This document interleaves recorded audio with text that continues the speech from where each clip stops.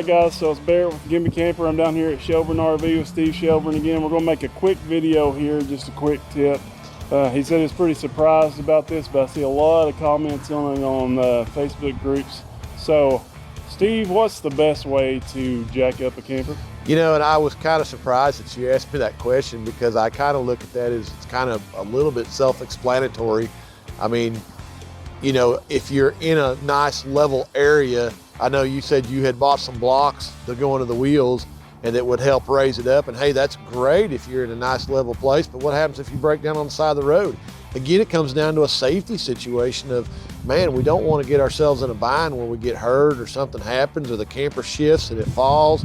I mean, you know, I say it's self-explanatory. I guess I've just done this long enough where it's a safety thing for me. So, you know, the biggest thing I want to do is I want to jack it on the axle as close to the U-bolt assembly as possible, because I feel like the camper's hauling all that weight going down the road, and that's where all the weight load is at. So, you know, I don't want to do it in the middle. I think that can be detrimental to the axle. So I obviously want to be as close to the shackle bolts as possible. Now, you know, you and I were just looking at a camper that's sitting behind us, a horse trailer that's got torsion axles. Torsion axles, obviously a little bit different situation. So on a situation like that, I am going to try to jack on the frame. And some of these spring trailers, it's not a problem to jack on the frame. It's just, you know, as high up as the frame is, most jacks won't reach that. And then if you've got to start putting blocks under it, you know, I feel like it becomes a safety situation where, you know, one of the blocks slips or something falls, or, you know, I want to keep my jack as close to the ground as possible. So, you know, I guess it's just one of those where you got to kind of assess where you're at, where you broke down at. You know, if you're in a Walmart parking lot, hey, it should be pretty simple. But, you know, this guy here likes to off-road a little bit. So what happens is if he's off-roading a little bit with his camper and he's got to change a tire, you know, definitely could be a situation where you got to be as careful as you can. So keep the jack on the axle, keep it as close to the ground as you can. Don't try to jack it up to a point where something can shift and fall on you. Obviously, be as safe as you can.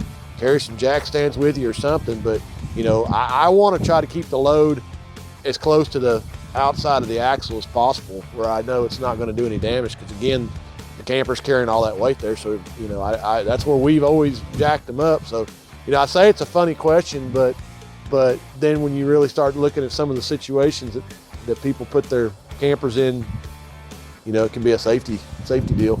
So one of the biggest things with jacking on the axle, though, is that you got to have a good, secure connection between the jack and the axle.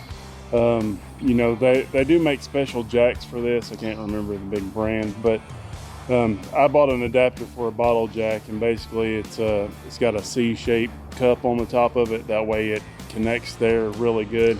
They make some that are more weld-on. Obviously, that would be a better connection. But well, and bottle jacks are fine if you're in a level area. I'm still not a huge fan of bottle jacks. I mean, and I guess we're spoiled because we're here on a flat area in a shop where floor jacks work great.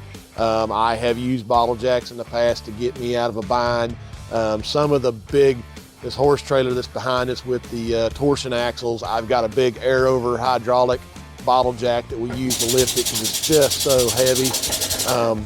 But again, I'm going to try to I don't like to put cribbing under it. I try to get it where it's, you know, the lesser problems of falling over, something fall over or shift or doing something of that nature. So on spring campers, I always try to use a regular floor jack, just because I've got a bigger contact area on the ground. Let's go jack this one up.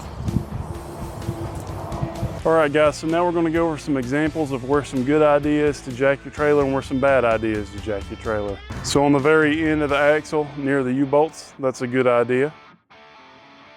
You don't want to jack under the middle of the axle. Under the attachment point for a leveling system, that would be a good idea. The problem is when you use the attachment for the leveling system, there is quite a bit of height there, like Steve was talking about earlier. So you have to be careful with that. You don't want to jack under the stabilization jack, because that's just going to break that sucker right off there. And always make sure that your trailer is stable front to back. Those front landing gear are down, or you're hooked up to the truck and the parking brake's on, because you don't want that trailer to be moving. So the jack that I actually keep in my camper for space wise is a bottle jack. Now, like Steve was saying, you got to be careful because it can tip over easier than a floor jack, okay? Now, if you're going to jack on the axle, I wouldn't really recommend this. So they make an adapter. This one I bought off of eBay or somewhere, but it's called the Bottle Jack Buddy. It's an axle adapter, so it goes right on there, and that way your axle will straddle here, or if it's like a tubing, you're trying to lift a frame, it'll fit in here. Some of these are weld on. This one's just made to sit on there. I may try to weld it on just for a little bit better secure connection, but this is what I'm using right now for my emergency kit. I'll show you what I started with though. All right, so I can't actually find it, but I had the bunker wall ramp. It's 5.5 inches of height, which was higher than the trailer aide that I looked at. For the old camper, I did have an old video that nobody watched. If you want to check it out, see what I'm talking about, the link will be up here. But my new camper, I had a hard time backing up on that ramp and getting it to get the, because it's tandem axle, supposed to be able to back one axle up on the ramp while the other one is lifted up enough to just hang there. And I've not had good luck with that unless I find somewhere where there's like a lower spot in the road, so I stopped using that. Now, if you're looking for the creme de la creme, I'm going to tell you that it's a kit that comes with the axle adapter, comes with a plate that goes on there. Can't remember what they're called, but I'm going to have a description for that in the video, and I'll show you right here what I'm talking about. But check out the Amazon link. For me, it was more than I wanted to pay for a jack that I would only use a couple of times probably, but it is going to be the safest option, especially since it's a bottle jack, and it does have, I don't know if it comes with a kit or if you have to buy it extra, but it does have a large plate that you mount the jack to, and when you do that, that gives that bottle jack a lot more stability. So like Steve was saying, where the bottle jack can tip over easier than a floor jack, that takes some of that worry out for you. As usual, you got to be careful when you're jacking any kind of car. Don't get under the trailer, especially without jack stands underneath it. I mean, I know you got to a little bit to change a tire, but be very careful when you do this kind of stuff. I'm not a professional. Old Steve, he's a professional, but he showed you where to jack it at, and that's mainly what we were going to talk about in this video. So thanks for hanging around, and we'll see you next time on the Give Me Camper. Do not forget to hit that subscribe button.